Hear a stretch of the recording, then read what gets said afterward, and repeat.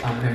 우리 이번에는 창세기 두 번째 시간으로 이제 함께 보게 될 텐데요. 주제 한번 읽어보실까요? 시작! 하나님 나라의 위기와 회복. 네. 우리 지난주에 이어서 창세기는 한마디로 어떤 책이냐라고 말씀을 드리냐면 시작의 책이라고 말씀드렸습니다. 시작의 책. 우리 한번 같이 해볼까요? 시작의 책. 창세기는 시작의 책입니다. 한마디로 말해서 하나님 나라의 시작, 창조 세계의 시작, 인류의 시작, 이 모든 것을 기록한 책이 바로 이 창세기다라고 말씀을 드렸습니다. 그래서 우리가 창세기가 없었다면, 창세기 1장, 2장이 없었다면 우리는 이 세상이 어떻게 만들어진지 알 수 있는 방법이 없는 거죠. 그렇죠? 하나님은 이 세상의 기원과 시작을 우리에게 알려주심으로 우리들에게 이 세상 가운데 하나님이 어떤 분인가를 우리에게 나타내셨다라고 말씀을 드렸습니다. 그리고 또 오늘 보게 될 이제 창세기 후반부 이제 3장부터 11장까지는 이제 인간 나라, 죄와 타락의 시작, 하나님의 심판의 시작, 이 시작의 책이다 말씀드렸습니다. 자, 우리 창세기 1장, 2장 지난주에 봤던 것을 잠깐 복습해 보면요. 자, 여러분 창세기 1장, 2장에서 왕이 누구셨죠? 왕은 하나님이셨습니다. 그리고 백성은 아담과 하와였습니다. 그리고 땅은 에덴 동산이고요. 법은 생명나무와 선악나무였습니다. 자, 하나님은 하나님의 백성인 아담과 하와를 위해서 이 에덴 동산을 만드셨습니다. 그렇죠? 그리고 아담과 하와가 하나님의 말씀대로 하나님이 정하신 그 에덴 동산을 잘 다스려서 하나님의 통치와 다스림, 왕이신 하나님의 통치와 다스림이 그 땅 가운데 나타나도록 하나님은 그들에게 법을 주셨다라고 말씀을 드렸습니다. 자, 이때 하나님이 주신 법이 무엇이었죠? 하나님이 왕이시고 주인이시다라는 것을 보여주는 법. 그렇죠. 법이 생명나무와 선악나무였습니다. 자, 이걸 이렇게 그림으로도 좀 말씀드렸는데요. 하나님은 창조주며 왕입니다. 하나님은 온 세상을 창조하신 분이며 그 땅을 하나님께서 아담과 하와에게 주시면서 대리 통치자로 그 땅을 다스리라고 말씀하셨죠. 이때 하나님이 법으로 선악과를 먹지 말라고 했는데 이 선악과의 핵심이 무엇이었냐? 선악과의 핵심은 왕과 주인이 누구신가를 우리에게 가르쳐주는 것이라고 말씀드렸어요. 자, 첫 번째 한번 보겠습니다. 하나님이 선악나무를 두신 이유가 무엇이냐? 하나님이 왕과 주인임을 알리는 도구다라고 말씀을 드렸죠. 그래서 에덴 동산에 어디에서나 볼 수 있는 이 선악나무 열매를 볼 때마다 아담과 하와는 우리는 왕이나 주인이 아니라 하나님이 우리를 다스리시고 이 세상을 만드셨다는 것을 알 수 있었다는 거죠. 그렇게 말씀드렸습니다. 그래서 우리에게 가장 선한 것을 주시는 분은 하나님이야 라는 것을 이 아담과 하와는 그곳에서 알 수 있었던 것이죠. 그리고 두 번째는 뭐였죠? 선과 악의 기준을 제시하는 거였습니다. 선과 악의. 이름 그대로 선과 악의 기준, 선악과 나무 열매라는 것은 하나님이 선악의 기준이라는 것을 보여주는 것이죠. 그래서 아담과 하와는 무엇이 옳고 무엇이 그른가를 알기 위해서 항상 하나님께 묻고 하나님께 들어야 되는 그런 자리에 있었다라고 말씀을 드렸습니다. 하나님이 보실 때 무엇이 선한가, 무엇이 옳은가, 무엇이 잘못됐는가 이것을 알 때 진정으로 사람은 하나님의 대리 통치자로서 살 수 있는 것이죠. 자, 그리고 마지막 세 번째는 생명나무 열매를 먹고 영생하도록 하기 위해서다 말씀드렸어요. 자, 하나님께서 모든 나무를 다 허용하셨지 않습니까? 그렇죠? 에덴 동산에서 딱 하나만 금하고 생명나무 열매를 먹지 말라 이런 말씀을 안 했어요. 그러면 아담과 하와가 선악나무 열매를 먹지 않고 생명나무 열매를 먹고 영원하도록 하나님과 교제하고 살 수 있었을 텐데도 불구하고 그들은 먹지 말라는 그거 하나에 집중해서 그걸 따먹어 버린 것이죠. 그래서 처음에 아담과 하와는 잘했습니다. 이 생명나무 열매와 선악나무 열매를 보면서 생명의 근원은 하나님께 있지, 선악은 하나님이 판단하시는 것이지 라는 것을 알면서 하나님의 말씀에 기쁘게 순종하면서 이렇게 에덴 동산의 이름 뜻처럼 기쁨, 즐거움, 행복을 얻을 수 있었다라고 말씀을 드렸습니다. 자, 그런데 오늘 저희가 보게 될 이 3장에서는요. 3장에서는 이제 어떤 것을 보게 되냐면 사실 이처럼 놀라운 특권과 지위와 신분을 얻었잖아요. 그렇죠? 아담과 하와처럼 피조물 가운데 놀라운 특권을 받은 존재는 아무도 없습니다. 그렇죠? 모든 피조물이 하나님의 형상으로 지어지지도 않았고 하나님과 함께 교제할 수 있는 것도 사람밖에 없었잖아요. 이처럼 놀라운 신분과 지위와 특권과 은혜를 받은 이 인간이 어떻게 하냐? 하나님을 대적하고 하나님 나라를 대적하여 스스로 왕이 되는 그런 가슴 아픈 이야기가 이제 3장에서 나오는 것입니다.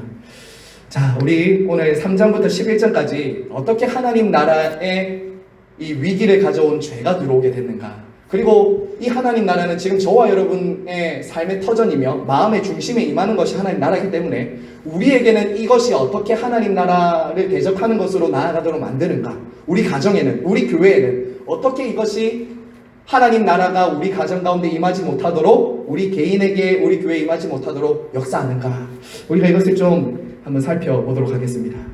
자, 여러분 3장 1절 한번 보시면요, 창세기 3장 1절 보시면, 자, 여러분 뱀이 나옵니다. 뱀. 자, 그렇죠. 그런데 뱀은 여호와 하나님이 지으신 들짐승 중에 가장 간교하니라. 자, 에덴 동산을 파괴하려고 하는 뱀이 등장합니다. 뱀. 자, 이 뱀이 등장해서 아담과 하와 그리고 하나님 사이를 이간질시켜서 이제 두 사람, 그 둘 사이의 관계를 깨트리는 거죠. 자, 이 뱀의 정체는 무엇이죠? 뱀의 정체는 요한계시록에 뭐라고 말하고 있죠? 옛뱀 곧 마귀라고도 하고 사탄이라고도 한다, 이렇게 말하고 있습니다. 자, 여러분 사탄의 기원에 대해서 제가 많은 길게 설명은 안 드리겠습니다만, 지난번에 저희가 웨스트민스터 할 때도 한번 생각해 보았어요. 이 사탄의 기원은 이렇게 정리를 했었죠. 하나님께서 피조 세계를 만들기 전에 영적인 세계를 먼저 만드셨다는 것은 우리가 한번 얘기를 드렸었습니다. 그렇죠? 하나님이 천사와 영적인 세계를 만드셨는데, 피조물로서 선하게 창조되었던 그 영적인 존재였던 천사가 하나님을 대적하여 타락하여 이제 온 인류를 꿰는 존재로 전락하게 되었다. 이게 이제 사탄이다 라고 말씀을 드렸습니다. 본래는 하나님의 피조물로 선하게 창조되었지만 하나님을 대적함으로 타락하게 된 이가 바로 사탄이다. 자, 그럼 사탄이 어떤 방식으로 지금 하나님 나라를 대적하고 있는가? 자, 아담과 하와를 유혹하는 모습을 보면요, 우리에게도 어떻게 유혹이 들어오는지를 조금은 살펴볼 수가 있습니다. 자, 여러분 먼저, 여러분 이 뱀이라고 할 때 여러분들이 주로 어떻게 생각하시냐면 이 동물원에서 보는 뱀을 생각하실 수도 있는데요, 그 동물원에서 보는 뱀이 아닙니다. 그렇죠? 그 뱀이 아닙니다. 들짐승이라고 했고요. 들짐승이라고 했고 뭐라고 했냐면 하나님이 지으신 들짐승 중에서 가장 간교하다, 이렇게 되어 있는데요, 이것은 조금 부정적으로 번역한 것이고 중립적으로 번역하면 원문은 뭐라고 되어 있냐면 지혜롭다, 아름답다, 이런 뜻이에요. 그러니까 굉장히 지혜롭고 매력적인 존재가 바로 이 뱀이라는 피조물이었다는 거예요. 피조물. 그러니까 우리가 생각하는 그냥 동물원에 있는 뱀이 아니라 이렇게 소리내는 뱀이 아니라 굉장히 지혜롭고 매력적인 들짐승 가운데 하나였던 뱀을 통해서 지금 사탄이 들어온다라는 것이죠. 자, 여러분 여기서 우리가 하나 기억해야 될 게 뭘까요? 사탄이 뱀이라는 가장 들짐승 중에서 가장 지혜롭고 간교하고 매력적인 짐승의 모습으로 나타났다는 것은 우리에게 무엇을 보여주는 것일까요? 사탄도 그렇게 우리들에게 다가온다는 거죠. 사탄이 무서운 것은 뿔 달고 이빨이 날카롭게 해서 우리가 무서운 게 아닙니다. 그렇게 하면 다 피할 수 있겠죠. 그런데 무서운 것은 뭐냐? 자기 모습을 숨기고 감추고 굉장히 달콤하고 매력적으로 온다는 거예요. 이래서 많은 사람들이 시험과 유혹에 빠집니다. 그게 아니라면 시험과 유혹에 빠지지 않겠죠. 굉장히 그럴싸하게 매력적으로 다가온다는 거죠. 자, 그러면 어떻게 지금 사탄이 유혹하고 있는가? 자, 어떻게 유혹하고 있죠? 자, 여러분 성경 말씀 한번 보시면, 자, 뭐라고 지금 첫 번째로 유혹하죠? 여기서 잘못된 게 뭘까요? 이르되 하면서 하나님이 참으로 너희에게 동산 모든 나무의 열매를 먹지 말라 하시더냐. 여기서 잘못된 게 뭐죠? 그렇죠. 하나님이 모든 나무의 열매를 먹지 말라고 하셨나요? 아니죠. 딱 하나 먹지 말라고 하셨죠. 자, 그런데 지금 사탄은 뭐라고 하죠? 모든 것을 먹지 말라고 하시더냐라고 하면서 지금 하나님의 무엇을 왜곡시키고 있는 거예요. 그게 뭐냐면 거기에 가로에 채우시면 됩니다. 바로 성품이에요. 성품. 하나님의 성품, 하나님의 자비와 은혜의 성품, 모든 것을 다 허용하신 그 하나님의 풍성하신 그 성품을 왜곡시키는 거죠. 사탄은 항상 그렇게 해요.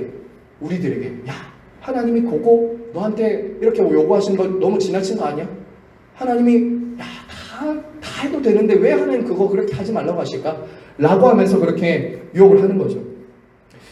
자, 첫 번째는 이렇게 하나님의 성품을 왜곡하면서 다가온다면요, 두 번째는 어떻게 하냐면 이제 하나님의 말씀을 정면으로 대적합니다. 자, 보세요.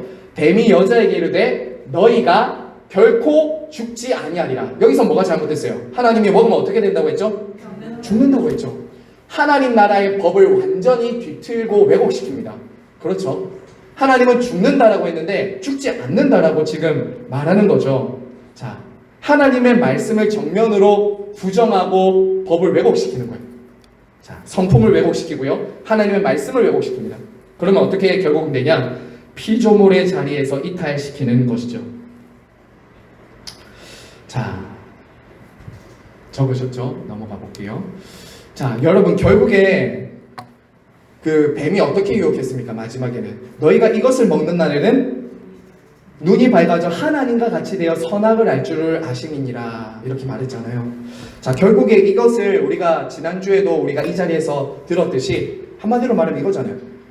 네가 하나님이 되라, 네가 왕이 되라, 이제 선악을 네가 판단해라. 이것이 바로 사탄이 그렇게 유혹을 한 것이라는 거예요. 여러분, 원래 인간은 어떻게 지어졌다 말했죠? 하나님의 형상으로 지어졌습니다.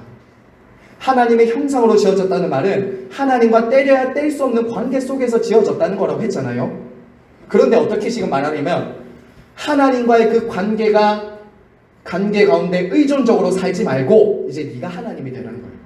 하나님 의존적인 존재가 아니라 하나님 독립적인 존재가 되라는 거예요.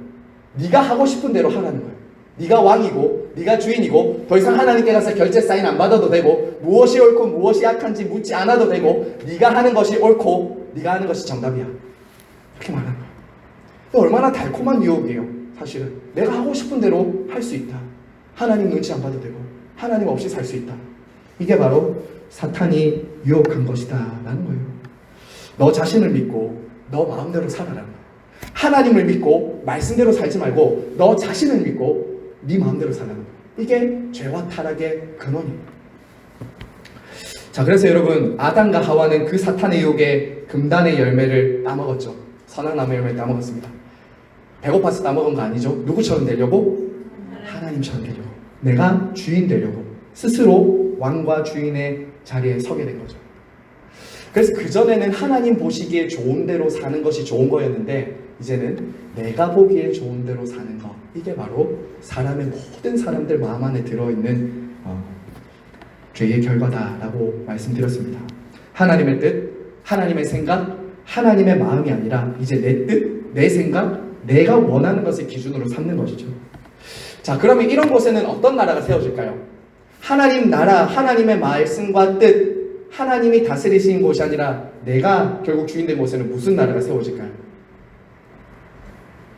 그렇죠. 세상 나라, 자기 나라, 나의 왕국이 세워지는 것이죠. 우리는 그것을 이제 오늘 계속 좀 보게 될 것입니다. 자, 그러면 여러분, 죄의 결과가 어떻게 됐나 한번 볼까요? 죄의 결과 네 가지 관계가 깨트려졌습니다. 여러분, 죄는 우리가 오늘날 말하는 대한민국 법에 나오는 그런 어떤 사람을 칼로 찌르거나 강도나 살인 이런 게 아니라 죄는 관계적인 거라고 말씀드렸어요. 제가 거듭 말씀드리지만 죄는 관계적인 겁니다. 죄로 인해서 관계가 다 깨어지게 되었어요. 자, 첫 번째는 어떤 관계가 깨트려졌죠? 하나님과의 관계가 깨어졌습니다. 하나님과의 관계가 깨어졌어요. 여러분, 하나님과의 관계가 깨어진 인간이 제일 처음 하나님께 보인 반응이 뭐죠? 그렇죠. 낯을 피하여 숨게 되었어요. 그전에는 하나님이 아담아, 하와야 부르면 하나님 저 여기 있어요 하면서 하나님께 나왔거든요. 하나님께 언제든지 나가서 하나님과 교제 나눴거든요. 근데 죄가 들어오니까 어떻게 되냐? 하나님이 불편한 거예요. 하나님이 계신 게 불편한 거예요. 하나님의 존재 자체가 싫은 거예요. 부담스럽고 불편한 거예요. 그리고 두 번째는 어떤 게 깨어졌냐면 자기 자신과의 관계가 깨어졌어요. 여러분, 사람이 자기 자신과 관계가 깨지니까 이전에는 수치와 부끄러움이 없었거든요. 수치와 부끄러움이 없었어요. 그전에는. 그런데 다른 사람들에게는 보여주고 싶지 않은 열등감과 불안, 자존감이 낮아진 이런 일들이 생깁니다. 죄로 인해 타락한 결과 사람 안에는 이런 일들이 일어나게 됐다는 거. 우리 각자 개인 안에 아무리 많은 것을 가지고 아무리 대단한 사람이라도 그 사람 속을 가만히 들여다보면 불안과 열등감과 공허함과 이런 것이 자기와의 관계가 깨어진 증거라는 거예요. 그리고 세 번째 어떤 일이 일어났죠? 인간관계가 파괴됐어요. 범죄를 누구 탓으로 돌립니까? 다? 아내 탓. 아내 탓으로 돌려. 남편은 아내 탓, 아내는 뱀 탓. 이렇게 하죠. 근데 사실은 아담은 그 전에 하나님 탓부터 먼저 합니다. 하나님이 주셔서 내게 준 하와가 나에게 말했다. 이렇게 말하죠. 여러분, 참 이게 모든 관계, 인간관계에 이런 영향을 줬다는 거예요. 죄를 짓기 전에는 사람과 사람 사이에 숨길 게 없었어요. 막힌 게 없었다고요. 남편도 아내도 서로 부끄러운 것이 없이 이렇게 지냈거든요. 근데 이제는 어떻게 되냐? 감추고 싶은 게 생기는 거예요. 저 사람에게 보여주고 싶지 않은 부분들이 우리 안에 다 있는 거예요. 그러니까 감추고, 여기서 봤듯이 치마를 가려지지도 않는 무화과 이파리 같은 것들로 자기를 막 감추는 거예요. 그게 뭐가 됐든지 이 세상 사람들은 감추는 거죠. 좋은 차, 좋은 집, 뭐 대단한 성공한 지위와 명예, 이런 걸로 어떻게든 나뭇잎으로 가려보려고 하는데 안 가려지는 거예요. 안 가려지는 거예요. 매일 뉴스 같은 데 한번 보십시오. 저는 뉴스 같은 거 가만히 보면 참 재밌어요. 그렇게 많은 부자고 돈도 많으신 분들이 가정은 왜 그렇게 깨어져 있고, 또 저 사람은 참 완벽해 보이는데 그 사람도 가만 보면 습관처럼 반복적으로 잘못하는 죄도 있고, 왜 그렇게 살까? 다 이런 관계의 문제들이 있다는 거예요. 제일 처음에 하나님과의 관계가 깨어지고, 인간관계가 깨어지고, 자기 자신과의 관계가 깨어지니까 다 깨어지는 거예요. 자, 여러분, 그러면 땅은 어떻게 되었습니까? 땅. 하나님께서 우리에게 경작하라고 주신 땅은 어떻게 되냐면, 땅은 저주를 받았어요. 저주를 받았다고요. 여러분, 온전히 이제 이 땅이 사람에게 순종하지 않는 겁니다. 씨를 뿌리는 대로 그대로 거두지를 못하는 거예요. 여러분도 일해보셔서 아시잖아요. 내가 원하는 만큼 뭔가 결과가 얻어지면 참 좋겠는데 그렇게 되지 않을 때가 참 많지 않습니까? 인생이 노동하고 수고하는 것, 하나님이 본래 주신 축복인데 나중에 뒤에 보겠지만 그게 나중에는 굉장히 곤고한 고통이 된 거예요. 이 노동 자체가. 자, 그런데 무엇보다 중요한 것은 이제 피조 세계가 우리의 말을 안 듣는다는 거예요. 여러분, 지나가다가 참새한테 이리 와 이렇게 하면 참새 어디로 가요? 날아가죠. 한 신학자가 이렇게 말하더라고요. 사자나 동물들이 인간을 보고 피하는 것, 으르렁거리는 것을 보고 당신은 인간이 얼마나 타락한 존재인지 봐야 된다. 이렇게 말했어요. 본래는 안 그랬잖아요. 하나님을 만드셨을 때 에덴 동산에서는 사자와 곰이 함께 놀고, 우리가 그 예언서에 보면 독사의 불에 손을 넣고, 나중에 우리가 회복될 그 에덴에서는 아마 멋진 동물들과 함께 어우러져서 살게 될 거예요. 근데 지금은 어때요? 피조 세계가 인간을 대적한다고요. 사자가 인간을 물어뜯고 죽이고, 짐승들이 사람을 피해요. 이런 것들을 보고 신학자는 그렇게 말했다는 거예요. 그걸 보고 당신이 얼마나 타락한 존재인지 봐야 된다. 원래는 그렇게 안 돼. 원래 그게 아니라는 거. 원래는 그렇게 않다는 거. 당연한 게 아닙니다. 당연한 게 아닙니다. 그래서 로마서에서는 사도 바울이 이렇게 말했잖아요. 피조 세계들은 탄식하면서 그날을 고대하고 있다.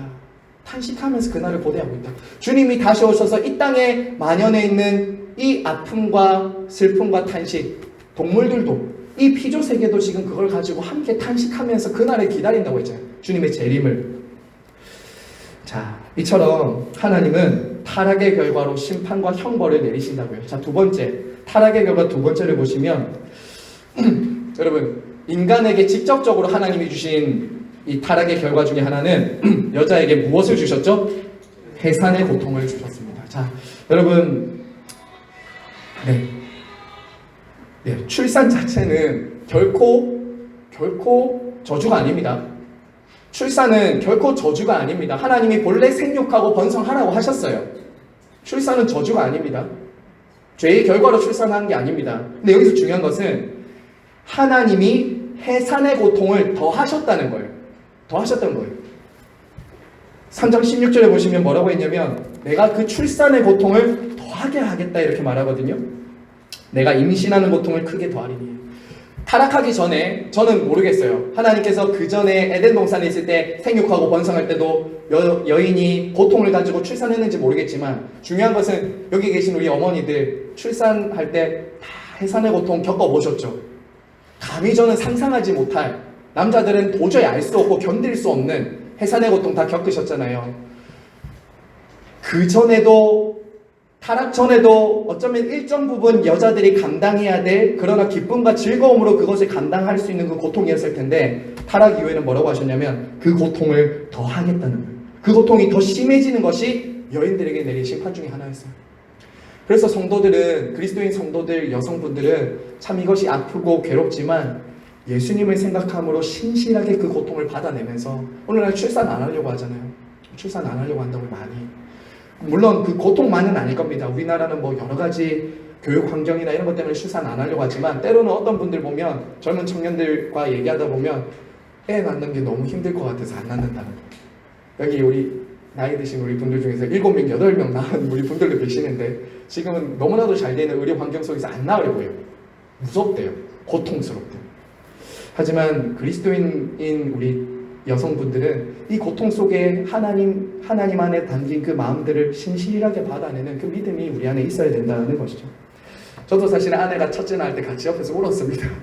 너무 같이 눈물이 나더라고요. 이상하게. 너무 힘들어하니까. 네, 아무튼 그랬습니다. 자, 그리고 밑에 보시면 부부 간의 평등이 깨어졌어요. 너는 남편을 원하고 남편은 너를 다스릴 것이다. 여기서 무엇을 말하냐면 아내와 남편이 이제 서로가 서로를 지배하려고 한다는 거예요. 그전에는 하나님이 남편과 아내를 평등하게 주셨거든요. 머리지만 그것은 기능적인 차이지 절대 굴종적인 차이가 아니었어요. 동등했다고요. 평등했다고요. 그런데 어떻게 되냐면 아내가 남편을 원한다라고 했다는 거예요. 부부간의 관계가 깨어졌어요. 그리고 모든 인간에게 무엇이 다가왔죠? 죽음이 찾아왔어요. 죽음. 자, 여러분 하나 문제를 내겠습니다. 자, 아담과 하와가 이제 선악나무 열매를 따먹었지 않습니까? 그 다음에 정말 죽었습니까? 막 선악나무 열매 탁 따먹자, 죽음의 독이 들어있어 하면서 죽었나요? 아니죠. 살아있었잖아요. 뭐가 죽은 겁니까? 그렇죠. 맞습니다. 하나님과의 관계가 단절되는 것이 죽음이라고 했죠. 성경이 말하는 죽음은 두 가지인데, 하나는 육신의 죽음과 하나는 영혼의 죽음인데, 죄가 들어온 이후에 하나님과의 관계가 깨어진 것, 이게 죽음이라고 했잖아요. 그렇죠? 이 죽음이 들어온 거예요. 모든 사람들. 자, 물론 인간에겐 육신의 죽음도 다가왔습니다. 우리 중에 누구도 뭐 300살 살고 싶다 해서 300살 살 수 없어요. 무드셀라도 뭐 그렇게 오래 살았지만 무드셀라도 죽었어요. 창세기에 보면은 인간에게 한계와 육신의 생명에도 제한이 있었을 뿐만 아니라 그 죽음은 하나님과의 관계의 단절까지 왔다라고 이제 말씀을 드렸죠. 자, 그러면 하나님은 이제 뱀에게도 심판을 합니다. 자, 뱀에 대한 심판은 무엇을 주셨냐면 너는 흙을 먹을 것이며 그가 배로 기어 다니게 될 것이다 라고 말했습니다. 자, 이것은 아까 말씀드렸지만 그 동물원에서 보는 뱀을 말하는 것이 아니라 가장 비참한 위치에 떨어질 거라는 거예요. 티끌 같은 그 흙이나 먹고, 그리고 가장 비참하게 배로 기어다니는 그런 비참한 처지에 떨어질 거라는 거예요. 그만큼 사탄에게 주신 그 심판이 컸고요. 그리고 하나 더 심판하셨던 게 뭐냐면 이제 여자의 후손을 통해서 너의 머리를 상하게 할 것이다. 이게 이제 원시복음입니다. 조금 이따가 말씀드릴 텐데요. 여자의 후손을 통해서 뱀과 그 뱀의 유혹을 받아서 들어오게 된 그 죄와 죽음을 하나님께서 여자의 후손을 통해서 깨트리시겠다는 거예요. 그 모든 것들을 완전히 고쳐내시겠다는 거죠. 자, 그렇게 그게 이제 십자가 예수 그리스도를 통해서 이제 우리에게 주시는 하나님의 은혜죠. 자, 여자에 대해서는 했고 남자에 대한 심판도 하나님이 말씀하셨는데 하나만 더 볼까요? 아까 말씀드렸는데 수고하여야 그 소산을 먹게 되었습니다. 수고하여야. 물론 그전에도 남자인 이 아담은 뭐 자기가 열심히 일해서 경작해야 됐으니까 했을 겁니다. 근데 중요한 것은 뭐냐면 그 수고 안에 무엇이 들어가게 됐냐면 고통과 질고 아픔이 들어오게 됐다는 거예요. 그리고 뭐라고 했죠? 하나님께서 너는 흙이니 흙으로 돌아가라 라고 말하죠. 자, 18절 보세요.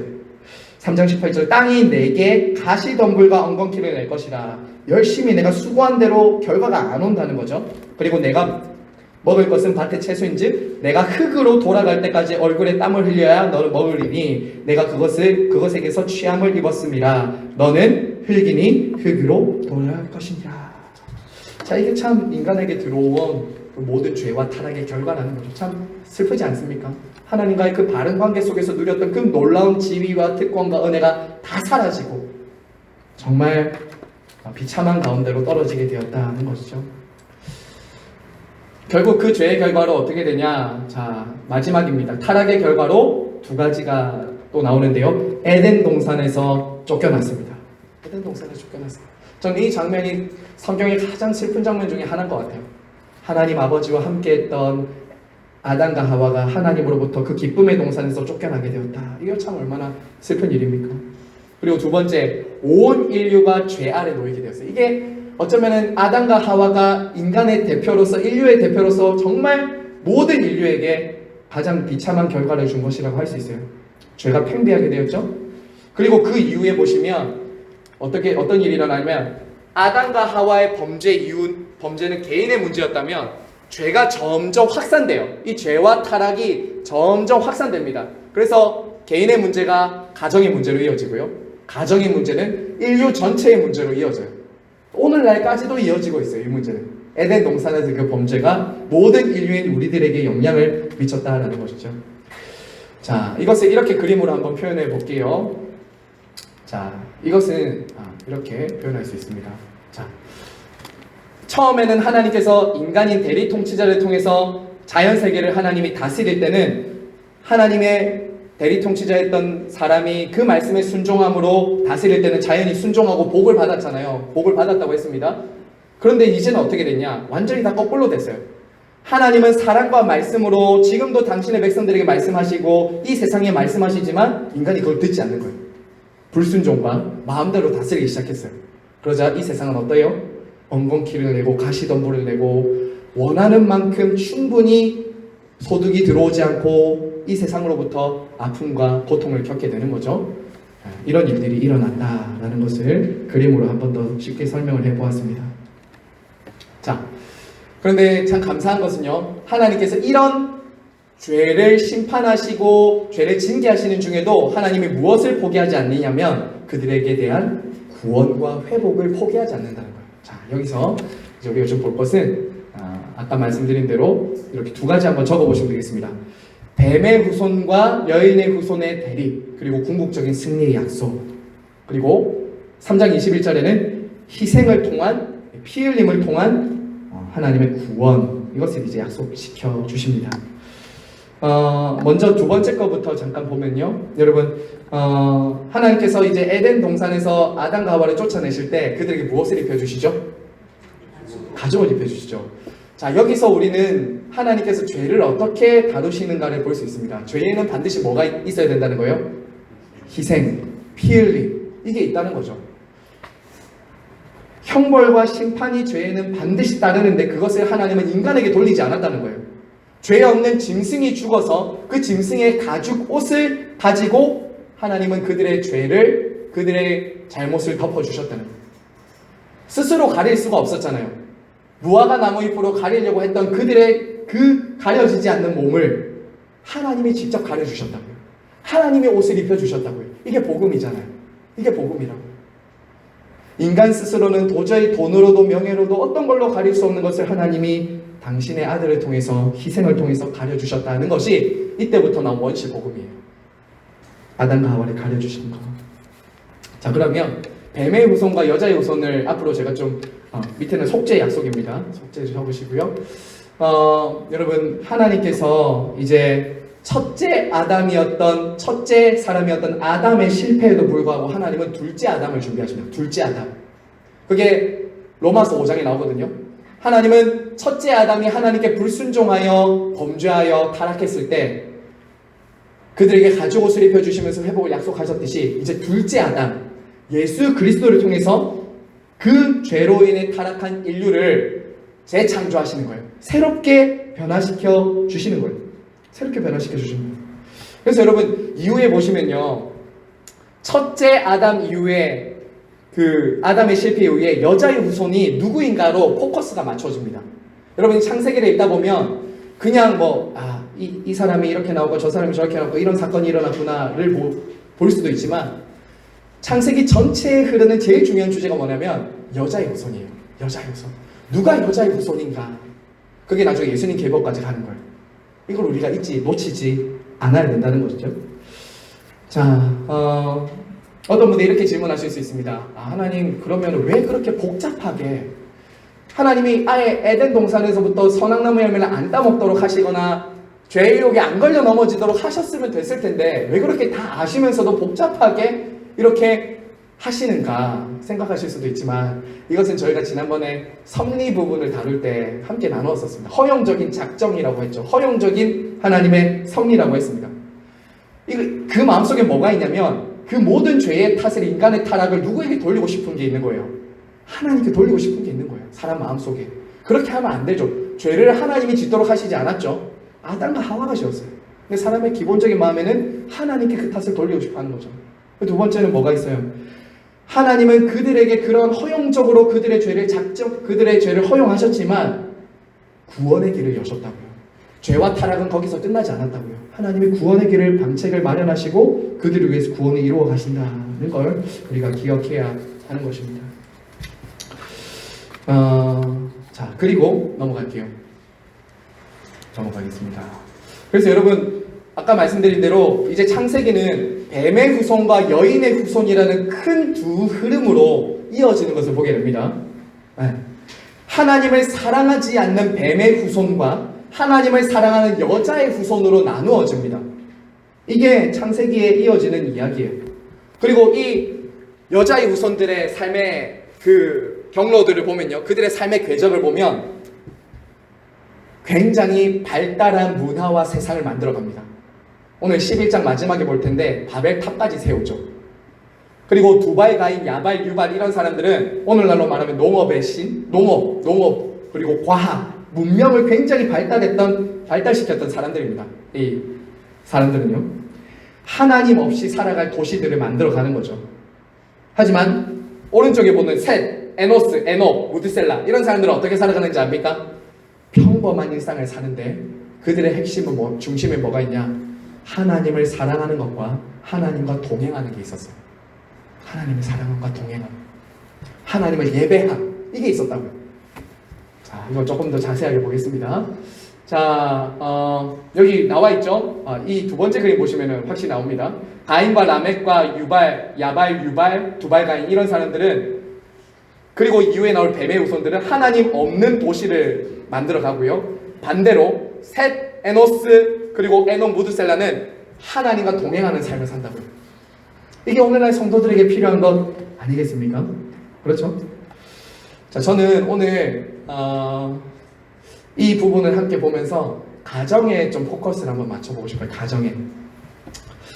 자, 우리가 하나님 나라와 가정에 대해서 제가 오늘 좀 적용점을 드리고 이걸 가지고 좀 기도하고 싶고요. 그 다음에 조금 더 이어서 할 텐데, 여러분, 하나님 나라를 가장 잘 보여줘야 되는 곳은 어딘가라면 바로 아담과 하와 부부 관계와, 그리고 부부와 그 부부를 통해서 태어난 자녀들과의 관계에서 나타나야 됩니다. 자, 우리 한번 같이 읽어주실까요? 시작. 하나님 나라를 가장 잘 보여줘야 하는 가정. 자, 여러분, 하나님 나라는 에덴 동산 아담과 하와의 그 가정에서 시작됐습니다.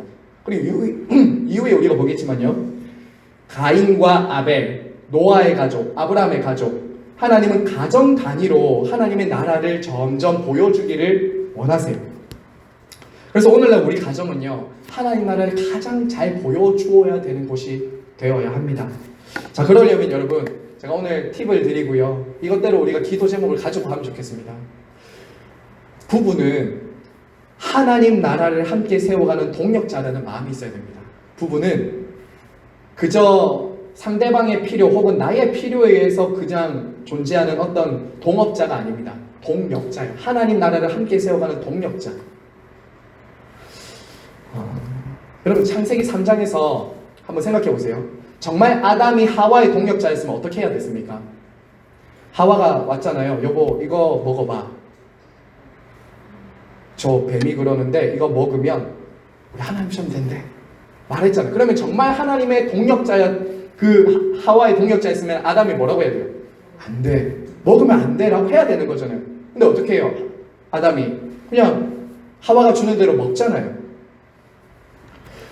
남편과 아내가 원래는 하나님께 더 가까이 나아갈 수 있도록 하나님께 더 가까이 나가고 그분의 말씀에 순종하도록 끌어줘야 되는데 그게 관계가 하나님 나라가 뒤틀리고 잘못되니까 어떻게 돼요? 하나님 나라와 멀어지는, 하나님과 멀어지는 곳으로 데리고 간다고요.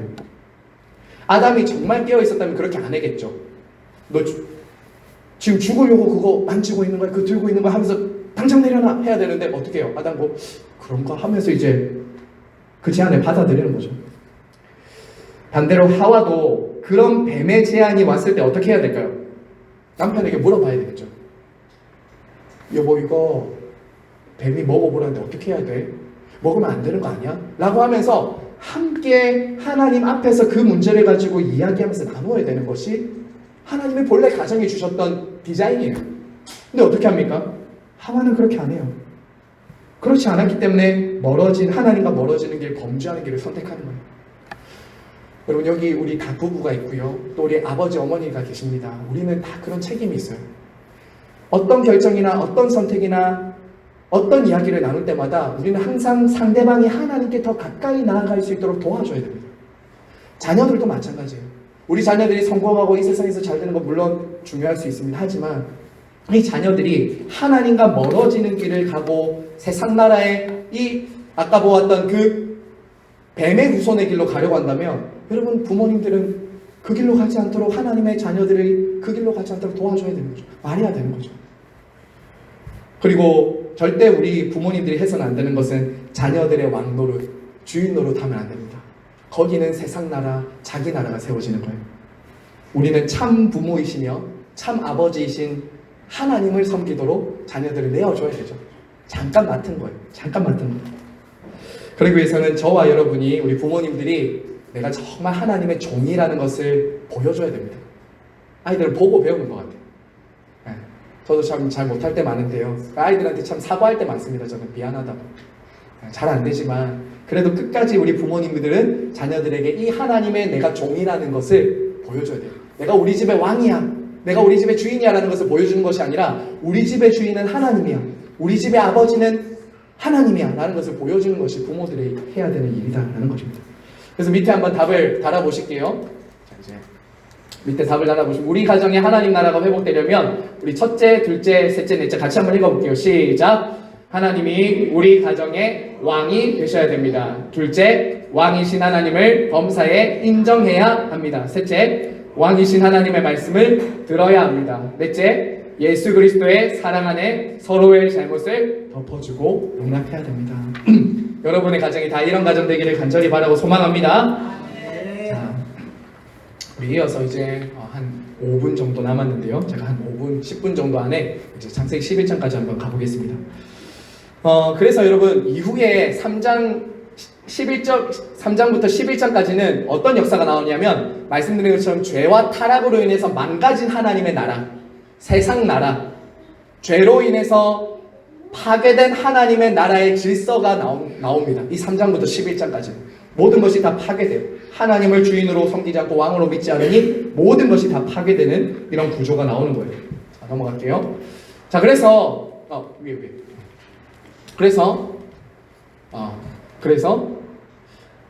여자의 후손과 아까 전에 말씀드린 것처럼 뱀의 후손이 나눠집니다. 그 밑에 답만 달고 넘어갈게요. 자, 셋의 자손은 하나님과 동행하는 것, 가인의 자손은 하나님 없음, 이렇게 나간다. 이 세상은 두 부류의 사람들로 존재합니다. 하나님과 동행하는 사람, 하나님 없이 살아가는 사람, 이 두 부류로 나눠요. 그때나 지금이나 동일합니다. 자, 그렇고요. 자, 우리 이제 아마 이 가인과 아벨 제사까지만 할 수 있을 것 같습니다. 우리가 오늘 여기까지만 해볼게요. 자, 넘어갑니다. 여러분들에게 창세기 4장은 아마 너무나도 잘 아는 말씀일 겁니다. 그런데 여기서 중요한 것은 하나님 나라의 중요한 속성을 하나 보여줘요. 그게 뭐냐면 하나님 나라는 예배하는 자들을 통해서 세워진다는 거예요. 자, 거기 한번 적어보세요. 하나님 나라는 예배하는 자들을 통해 세워진다. 자, 갑자기 예배가 나오잖아요.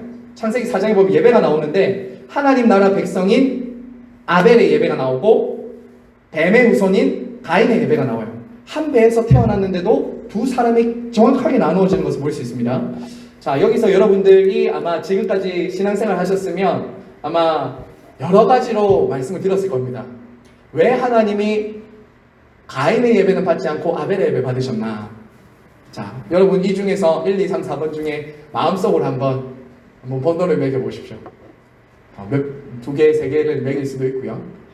다 그럴 수도 있을 것 같고요. 그렇죠? 자, 첫 번째 보시면요. 정성이 부족하다. 이런 말씀도 예전에는 들었던 것 같아요. 그렇게 볼 수 있는 요소가 분명히 성경에 보면 있긴 합니다. 어떤 부분에서 보면 그러냐면, 가인은 곡식 중에서 하나님께 가지고 왔고요. 아벨은 첫 새끼와 그 기름을 가지고 왔다고 했거든요. 그러니까 여기서 첫 새끼를 가지고 오려면 아벨은 어떻게 해야 됩니까? 고르고 골라서 가져와야 되잖아요. 그렇지 않습니까? 첫 새끼를 가지고 오려면 고르고 골라서 가지고 와야 되는 거거든요. 어쩌면 정성이 부족하다라는 말도 보면 이해할 수는 있죠. 두 번째, 이거 아마 가장 많이 들었을 것입니다. 피가 없어서 그렇다. 피가 없어서. 신약 시대에 그리스도 중심적으로 이것을 해석하려는 분들은 이제 피가 없는 제사는 제사가 아니다라고 이렇게 얘기를 합니다만, 이해를 할 수 있습니다. 저도 이 해석에 대해서 전혀 이렇게 부정하진 않지만, 곡식 제사도 하나님이 받으셨다는 것을 우리는 생각해 볼 수 있거든요. 곡식 제사도 레위기에서 받았고, 이후에 곡식 제사도 받았단 말이죠. 자기가 열심히 수고해서 얻은 것을 가지고 하나님께 예배했던 그 당시를 생각해 봤을 때, 곡식 제사와 피 제사 이것으로만 구분할 수 있을까? 조금 어려울 것 같을 수도 있을 것 같아요. 제일 유력한 해석은 저는 3번, 4번을 저는 가장 많이 생각을 하는데요. 3번은 이렇게 히브리서에서 이렇게 말하잖아요. 히브리서 11장 3절에 아벨은 믿음으로 더 나은 제사를 드렸다 이렇게 했거든요. 믿음으로 예배를 드린 거예요. 똑같은 예배를 드리지만 아벨은 믿음으로 하나님을 예배했고 가인은 불신앙으로 하나님을 예배한 거죠. 하나님 그 예배를 받지 않으신 거예요. 그러면 믿음 없이 드렸다는 것을 제일 잘 보여주는 게 뭐냐? 그들의 삶이었습니다. 잘 보십시오. 가인은 땅의 소산으로 제물을 삼아 여호와께 드렸고, 아벨은 자기도 양의 첫 새끼와 그 기름을 드렸더니, 자 여기서 중요한 구절이 나옵니다. 같이 한번 읽어볼까요? 여호와께서 시작. 여호와께서 아벨과 그의 제물은 받으셨으나 가인과 그의 제물은 받지 아니하신지라. 자 여러분, 여기서 하나님이 무엇과 무엇을 지금 구분하지 않는 것을 우리는 보게 됩니다. 그게 뭐죠? 하나님은 예배와 예배자를 구분하지 않으세요. 제사 드리는 사람과 제사를 구분하지 않는다고요. 여러분, 다른 종교들을 보면요, 예배 드리거나 제사 지내는 나는 변화되지 않아도 됩니다. 내가 어떻게 살든지 간에 그냥 그 신을 기쁘게 해드릴 제물만 있으면 돼요. 근데 하나님은 그 예배 드리는 예배자와 예배자의 삶을 구분하지 않는다. 예배자와 예배자가 드리는 예배를 구분하지 않는다고요. 이게 중요한 겁니다. 그걸 뭐라고 하나님께서 설명하시냐면요, 네가 선을 행하였다면 어떻게 얼굴을 들지 못하겠느냐 이렇게 말한다고요. 가인에게. 가인은 선을 행하지 않았다는 거예요. 악한 삶을 살았다는 거죠.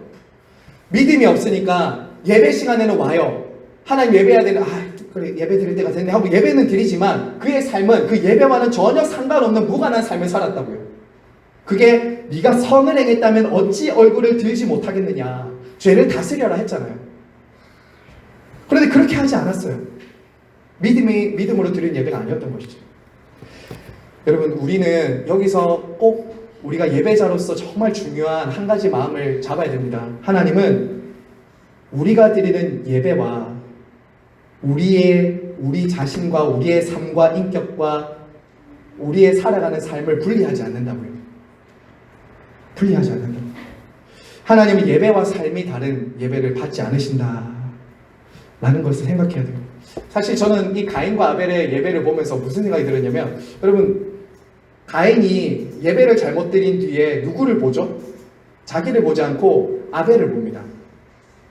아벨 저놈 때문에 하나님이 내 예배를 안 받으셨다라고 하고 나가서 죽이잖아요. 근데 정말 진짜 예배자라면 어떻게 하는 게 정상입니까? 그렇죠. 하나님이 왜 내 예배 받지 않으셨을까라고 하면서 자기 자신을 봐야죠. 우리도 제가 누군가에게 선물을 드렸습니다. 그런데 그분이 정중하게 거절하시는 거예요.